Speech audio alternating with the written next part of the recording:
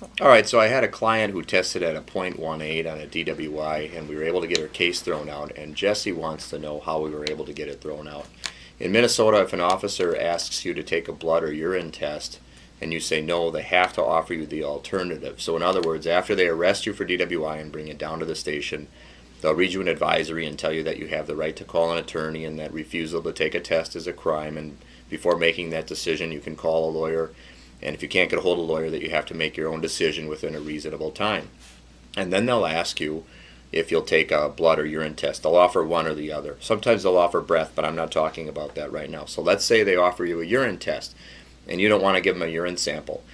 If you say no to the urine test, they cannot charge you with a refusal yet. They have to offer an alternative test, which is blood in that case.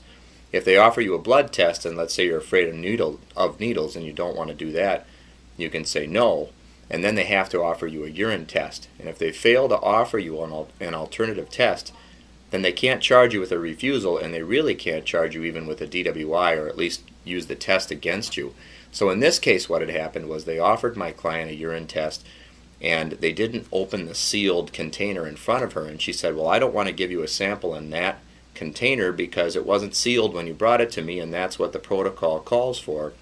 So give me another unopened urine container and open the seal in front of me so I know it hasn't been tampered with. The police refused to do that. They told her that they broke the seal, they just didn't do it in front of her, but that it had been sealed, and she didn't want to give him a sample in that particular opened up container because she believed it had been tampered with.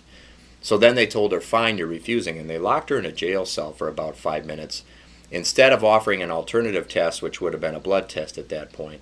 Then they walked up to her in the jail cell and told her, you have another option, you can give a blood sample, which she ultimately agreed to do. But mistake they made was, first, they didn't offer a blood test right away. Second, all they had to do was grab another urine container, which they could have done. It was right there at the police department for them.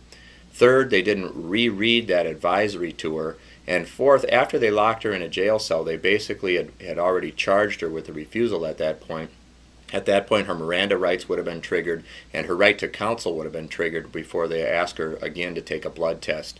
So because of those violations, we brought those up to the prosecutor and to the Attorney General, who handles her driving record and driving rights, called the implied consent procedure, and we were able to get it thrown out. You have to excuse my outfit today. I'm going to the Twins game in a little bit. And speaking of the Twins, you might remember this song. We're gonna win, Twins, we're gonna score. We're gonna win, Twins, watch that baseball soar. Knock out a home run, shout a hit for me. Cheer for the Minnesota Twins today. Okay,